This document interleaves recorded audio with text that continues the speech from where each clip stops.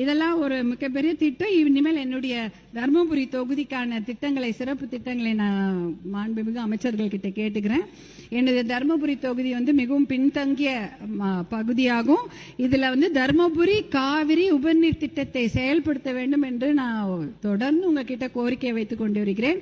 காவிரியில வர உபரி நீர் ஒரு 3 TMC தான். அதை பெரிய பெரிய குழாய்கள் மூலம் நீரேற்று முறையில கொண்டு வந்து தர்மபுரி மாவட்டத்தில் உள்ள 10 அணைகள், 83 ஏரிகள், 769 சிறிய ஏரிகள் உட்பட மொத்தம் 1230 நீர்நிலைகளும் நிரப்பி ஆண்டு முழுவதும் நீங்க விவசாயம் செய்யலாம். அதுக்கு நீங்க வழிவகை செய்ய வேண்டும். இந்த திட்டத்தை செயல்படுத்துவது ரொம்ப ரொம்ப சுலபம். ஏன்னா இனிமேல் நிலம்லாம் எடுக்க வேணாம். ஏற்கனவே ஒகேனக்கல் கூட்டு குடிநீர் திட்டத்துக்காக குழாய்கள் அமைத்திருக்கிறாங்க. அது பக்கத்திலே இதுக்கான தனியா குழாய்கள் அமைச்சிட்டாலே போதும். இந்த தண்ணீரை கொண்டு வந்து அந்த பகுதி மக்களுக்கு கொடுத்துட்டா 15 லட்சம் பேருக்கு குடிநீர் வசதி கிடைக்கும். இதன் மூலம் பல லட்சம் பேருக்கு வேலை வாய்ப்பு கிடைக்கும். இதே போல நிறைய திட்டங்கள் பேரை மட்டும் படிச்சிடுறேன்.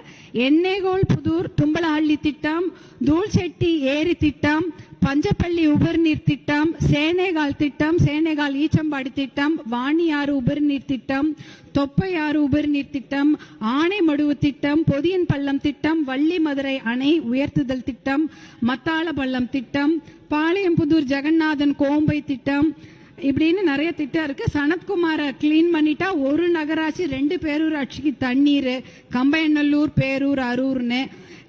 தர்மபுரி மாவட்டத்தில் ஃப்ளோரோசிஸ் ரொம்ப அதிகம். அந்த ஃப்ளோரைட் தண்ணியில கண்டென்ட் அதிகமா இருக்கிறதுனால எலும்பு வீக் ஆயிடும், பல்லு கருப்பாயிடும். நீங்க பாத்தீங்கன்னா இது அது ஏரியூர் பெண்ணாகரம் தொகுதியில வருது. அங்க அதிகமான கிட்னி டிசீஸ் நம்ம தமிழ்நாட்டிலே அதிகம். கிட்னி ஃபெயிலியரும் கிட்னி டிசீஸும் இந்த ஏரியூர்ல அதிகம். இதற்கு ஒரே ஒரு நல்ல திட்டம் மருத்துவர் அன்புமணி அவர்கள் சொல்லியிருக்கிறாரு. ஏரியூர் கூட்டு குடிநீர் திட்டத்தை நீங்க செயல்படுத்த வேண்டும் என்று அன்போடு கேட்டுக்கொள்கின்றேன். ஒகேனக்கல் கூட்டு குடிநீர் திட்டத்து கூட 3வது ஃபேஸ் தயாரா இருக்கு. அதை விரைந்து செயல்படுத்துமாறு அன்போடு கேட்டுக்கொள்கின்றேன். தர்மபுரி மாவட்டத்தில் உள்ள ஏரிகள், கால்வாய்கள் பல ஆண்டுகளாக தூர்வாரப்படவில்லை. எனவே மாவட்டத்தில் உள்ள அனைத்து ஏரிகளையும் பஞ்சப்பள்ளி முதல் ராமாக்கால் ஏரி வரையுள்ள நீர்வரத்து கால்வாய்களையும் தூர்வாரி ஆழப்படுத்தி தர வேண்டும். தருமபுரி மாவட்டத்தில் நல்லம்பள்ளி ஊராட்சி ஒன்றியம் இருக்கிறது. இங்க இண்டூர் தான் பெரிய இண்டூரை மையமாக கொண்டு 12 ஊராட்சிகள் இருக்கு. 1 லட்சம் பேர் இருக்காங்க.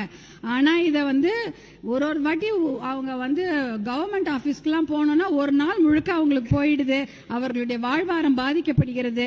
அதனால அந்த மக்கள் நலன் கருதி, நிர்வாக நலன் கருதி இண்டூரை தலைமையிடமாக கொண்டு புதிய ஊராட்சி ஒன்றியத்தை உருவாக்கி தர வேண்டும் என்று கேட்டுக்கொள்கின்றேன். தருமபுரி மாவட்டத்தில் அனைத்து கிராமங்களிலும் பழுதடைந்த அரசு கட்டிடங்கள், கழிவறைகள் ஆகியவற்றை புதுப்பித்து மக்கள் பயன்பாட்டிற்கு கொண்டு வர வேண்டும். அதே போல தமிழ்நாடு முழுவதும் பயனற்ற நிலையில் உள்ள ஆழ்துளை கிணறு, திறந்தவெளி கிணறுகளை மழை நீர் சேகரிப்புக்கு பயன்படுத்தி கொள்ள வேண்டும். இது எல்லா வீடுகள்லையும் அதை கட்டாயமாக்கி சேமிப்பு கட்டமைப்புகளை உருவாக்கப்படுவதை ஊக்குவிக்க வேண்டும் என்று கேட்டுக்கொள்கின்றேன். தர்மபுரி சட்டமன்ற தொகுதிக்கு உட்பட்ட அன்னசாகரம் ஏரி, அதியமான் கோட்டை ஏரி, சோகத்தூர் ஏரி, சாமிச்செட்டிப்பட்டி ஏரி, கடகத்தூர் ஏரி ஆகிய ஏரிகளை தூர்வாரி தருமாறு அன்போடு கேட்டுக்கொள்கின்றேன்.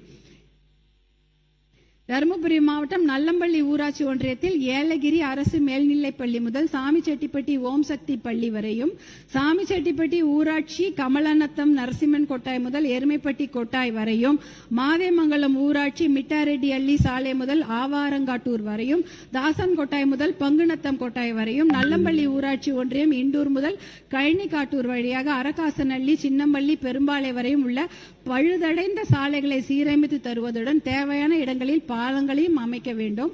தர்மபுரி ஊராட்சி ஒன்றியம் சோகத்தூர் ஊராட்சி பூசாரிப்பட்டி சாலை முதல் ஜடையன்கொட்டாய் மாட்டுக்காரனூர் வரையுள்ள தார் சாலையும் சீரமைத்து தர வேண்டும். அதே போல தர்மபுரி மாவட்டத்தை என் ஊர் என் கனவு திட்டத்துல ஒரு சொட்டு மது சாராயம் போதை இல்லாத ஒரு மாவட்டமாக நீங்க அறிவிக்க வேண்டும். அப்புறம் தர்மபுரி அரசினர் கலைக்கல்லூரி வளாகத்தில் 2 நிமிஷம் கலைக்கல்லூரி வளாகத்தில் புதிதாக அரசினர் பெண்கள் கலை மற்றும் அறிவியல் கல்லூரி உருவாக்கி பெண்கள் இடைநிற்றலை கண்டிப்பாக குறைக்க வேண்டும் என்று அன்போடு கேட்டுக்கொள்கின்றேன். அதே போல இந்த சுற்றுச்சூழல் அமைச்சர் அவர்களுக்கு ஒரு கோரிக்கை, அது பார்த்தீங்கன்னா கங்கை கொண்ட சோழபுரம் இருக்கிறது, அது யுனெஸ்கோ ப்ரொடெக்டட் ஹெரிட்டேஜ் சைட்டு. அது பக்கத்திலேயே சோழகங்கம் ஏரி, பொன்னேரி இருக்கிறது, அதையும் சுற்றுலா தலமாக அறிவிக்க வேண்டும். அதே போல செஞ்சிக்கோட்டையும் வந்து யுனெஸ்கோ ஹெரிட்டேஜ் சைட்டு. அது பக்கத்தில் திருவண்ணாமலை மேல்மலையனூர் வரவங்க செஞ்சிக்கோட்டைக்கு வர மாதிரி சுற்றுலா தலமாக அறிவிக்க வேண்டும். வத்தல் மலையும் வந்து ஒரு சுற்றுலா தலமாக அறிவிக்க வேண்டும்.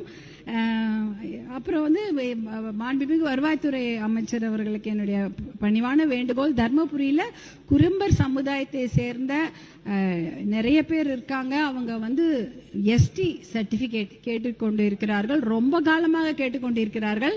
அவங்களால பள்ளிக்கூடத்துக்கோ கல்லூரிக்கெல்லாம் போக முடியல. ஒரு முறையும் கோர்ட்டில் போய் கேஸ் ஆர்டர் வாங்கிட்டு தான் வந்து படிக்கிறாங்க. அதை நீங்கள் தாயுள்ளத்தோடு கருணை பரிசீலனை செய்து அதை வழங்க வேண்டும் என்று கேட்டுக்கொள்கின்றேன். இந்த நான் சொன்ன இத்தனை திட்டத்துக்கும் 1 லட்சம் கோடி ரூபாய் ஆகும் தான். எனக்கு நன்றாக தெரியும். நம்ம கடன்ல தான் தமிழ்நாடு அரசாங்கத்தில் நம்ம ஓடிட்டு இருக்கோம். கடன் வாங்கி தான் சம்பளம் கொடுக்குறீங்க, கடன் வாங்கி தான் ஓய்வூதியம் அரசு ஊழியர்களுக்கு தரப்படுகிறது, கடன் வாங்கி தான் கடனையே அடைக்கிறோம். அதானே, கடன் வாங்கி தான் ஹாஸ்பிட்டலு, ரோடு, மேம்பாலம் எல்லாம் கடன். அப்படி இருக்கும்போது 1 லட்சம் ரூபாய் கடன் வாங்கி இந்த ஏரி திட்டங்களை நீங்கள் கண்டிப்பாக செய்ய வேண்டும். நான் கான்பிடென்ட்டோட சொல்றேன் அமைச்சர் அவர்களே, மாண்புமிகு பேரவைத் தலைவர் அவர்களே, கண்டிப்பாக இந்த கடன்களை 10 வருஷத்துல அடைச்சிடலாம். கான்பிடென்ட்டா சொல்ற முடியும். ஏன்னா எக்கானமி நல்லாயிடும், விவசாயம் நல்லாயிடும், ஹெல்த் நல்லாவும். நல்ல தண்ணி கொடுத்தா நம்ம சுகாதாரம் மேம்படும், விவசாயம் செழிக்கும், நம்மளுடைய எக்கானமியும் வளரும். இதனால இதெல்லாம் மனதில் வைத்துக்கொண்டு இந்த திட்டங்களுக்கு முன்னுரிமை தருமாறு நீர்வளத்துறை அமைச்சர் அவர்களுக்கு கேட்டுக்கொண்டு, எனக்கு நீதி வழுவா பேரரசர் போல இவ்வளவு நேரம் எனக்கு பேசுவதற்கு வாய்ப்பு கொடுத்த மாண்புமிகு பேரவை தலைவர் அவர்களுக்கு என்னுடைய மனமார்ந்த நன்றியை தெரிவித்துக் கொள்கின்றேன். நன்றி.